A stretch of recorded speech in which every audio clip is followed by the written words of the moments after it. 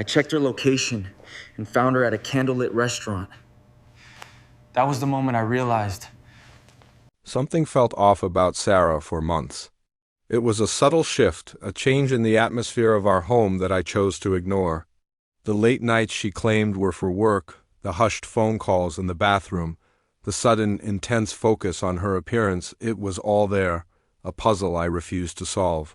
But one night, it all started to click into place. She sent me a text, "Working late, don't wait up," just that. Cold, short, casual. After 9 years together, I knew her. I knew the hour-long rants that usually came with overtime.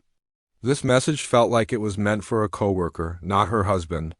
For weeks, she'd been talking about a new guy from IT, Marcus. His jokes were hilarious, his ideas were brilliant. She mentioned him more than any other colleague in all the years I'd known her. So I decided to test the waters. I texted her back, a simple line of bait, "Hope you and Marcus have a productive evening." The phone rang almost instantly. Her voice was high, shaky, panicked. "Why would you say that?" she demanded. I played dumb, pretending not to hear the fear in her voice. She stumbled through a series of flimsy excuses, each one contradicting something she'd told me before. After she hung up, a sick feeling settled in my stomach. I opened the location-sharing app on my phone. Her little blue dot wasn't at her office. It wasn't anywhere near a corporate meeting. It was sitting inside a fancy Italian restaurant across town, a place we'd only been to for anniversaries. A place for dates. In that moment, everything finally added up. The new perfume I'd noticed, the rushed showers, the sudden dedication to the gym, and always, the mention of Marcus. I sent another text. "Hope you and Marcus enjoy the presentation." I watched her location dot start moving erratically, frantically, before it finally headed home. When she walked through the door, she was trembling. The lies started immediately. "The event got canceled," she said, her voice strained. I let her talk, let her weave her own web. I didn't have to say a word. The evidence was all over her. The faint smell of garlic on her clothes, a tiny red stain from dinner, a perfume I knew she didn't own. She was practically wearing her betrayal, but I didn't confront her. Not yet. A cold, detached part of me wanted to see just how far she would push this. Later that night, I heard her whispering into her phone in the bedroom, thinking I was asleep. It didn't take long to find Marcus on social media, and there it was. A picture he had posted just a few hours earlier, a romantic table for two, a bottle of wine, and a caption that read, "Amazing night with someone special. I saved everything." Screenshots of the post, the time, her location, every piece of proof. The next morning she left early, claiming there was an emergency meeting. A quick check of her company's online portal confirmed what I already suspected. No such meeting existed. A call to her office reception revealed she'd called in sick. Something dark and heavy settled in my chest, but it wasn't heartbreak. It was clarity, sharp, cold, and absolute. I drove to her favorite restaurant, the one she'd taken her mother to for her birthday. I calmly asked the hostess if my wife had left something behind the other night. The hostess smiled, instantly recognizing the story. She described a romantic couple who had been celebrating some kind of anniversary. She even mentioned that the man had given Sarah a gift in a small, elegant box. Hearing it felt like swallowing ice, but I managed a polite smile, thanked her, and left. Back home, I found the box hidden in her gym bag. Inside was a delicate silver bracelet, engraved with the words, "Always yours, M." That was the first time I felt a spark of anger. Not jealousy, but disgust. Disgust at how brazen she'd become. The next discovery was on her laptop. She'd forgotten to log out of her email. 8 weeks of messages laid out the entire affair. How he understood her in ways I never could. How she loved him. How she felt alive with him for the first time in years.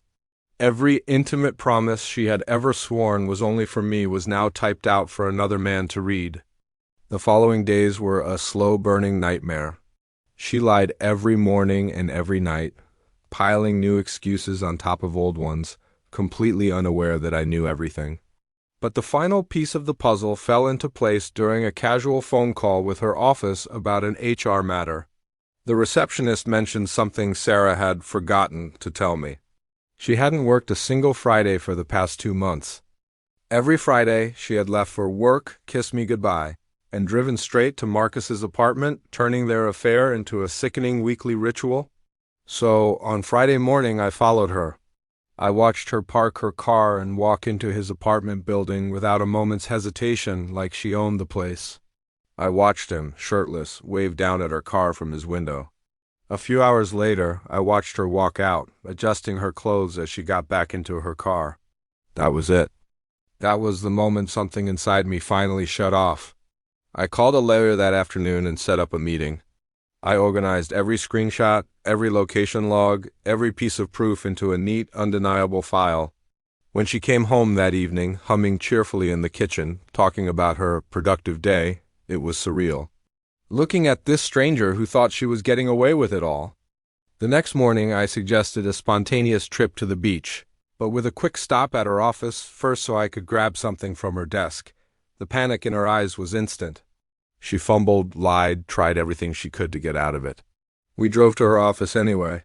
When the security guard at the front desk casually confirmed she no longer worked on Fridays, her face went white. Her entire world of lies crumbled in that silent, damning moment. That was the only confession I needed. Back home, she tried one last, desperate lie. She claimed she'd been going to therapy on Fridays. I asked for her therapist's name. She broke. She sobbed, she begged, she tried to twist the story into something softer, something forgivable. But when she finally admitted she'd been sleeping with him every Friday for 2 months, the last door in my heart locked shut, permanently. I told her to move out. She pleaded, but I was immovable. I explained that the house was legally mine from before our marriage. I removed her from our joint accounts. Her world collapsed right there in front of me. She called Marcus, desperately hoping he would be her savior. But he didn't want a full-time commitment, he just wanted the fantasy. She had torched her 9-year marriage for a man who didn't even want her. That was her consequence, not mine. When she finally walked out the door with her suitcases, the only thing I felt was peace. Months later, after the divorce was finalized, she tried to come back. She called from blocked numbers. She showed up at my door in tears, telling me Marcus had abandoned her, that she'd lost her job, that she was living in cheap motels.